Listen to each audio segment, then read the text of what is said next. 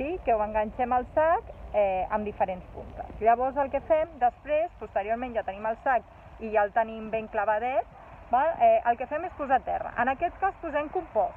De la nostra superfície posarem un 40% de compost, més o menys, val? I després el que farem és que posarem un 40% de compost, perdó, que estava pensant, un 40% de compost i un 60% de fibra de coco. La fibra de coco, si ho voleu, us l'ensenyo més tard, són uns blocs que es venen així, com a fibra de coco, i es posen en remull. Llavors s'infla i el que dona en el nostre hort és molta esponjositat i retén molt bé l'aigua, que en molts casos ens funciona molt bé i sobretot a l'estiu. Llavors, aquest seria un exemple d'hort vertical. Ens funcionaria molt bé si tinguéssim un pati gran, un jardí, fins i tot una terrassa. Si teniu un balconet petit, jo no posaria una estructura tan gran, però si almenys a posar-la de 3 palers podríeu fer un paler vertical i ja està. Llavors, com plantem? Interessant. Jo el que faig aquí és que faig uns talls. Amb unes tisores faig un tall i poso, en aquest cas, el planter de col. Faig un tall aquí, es poden fer una dalt i una baix, o per exemple aquí ja n'ha fet un i un aquí dalt, un i un aquí baix, perdó, i un aquí dalt. Això dependrà de la nostra mida, del cultiu, diguem.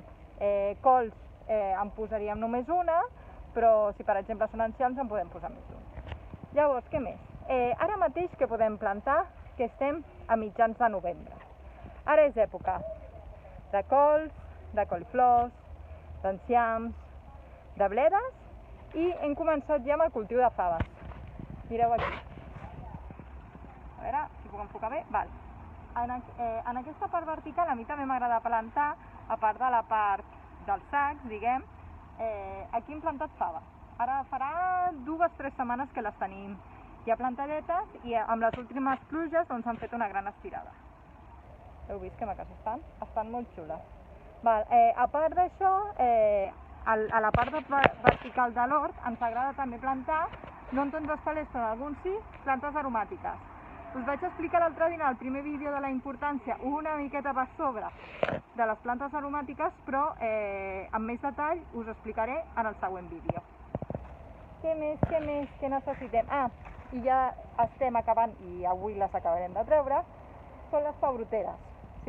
Són de cultiu de primavera i d'estiu, i lògicament ja estem entrats molt en la tardor, per tant han d'anar fora. I es veu que van fora, si us fixeu, les fulles ja comencen a estar tacadetes, marrons, ja no donen pebrots, les floretes es marceixen i cauen, per tant això va fora. I què més? Seria més o menys això. Aquest és un exemple d'hort vertical, que al principi sí que costa força fer el forat, però un cop ja tens l'estructura muntada et durarà anys i anys. I què més? Us animo un altre cop a fer-vos un hort a casa o un hort en el balcó. Hem de dir que per fer-vos un hort com aquest heu de tenir una superfície força gran.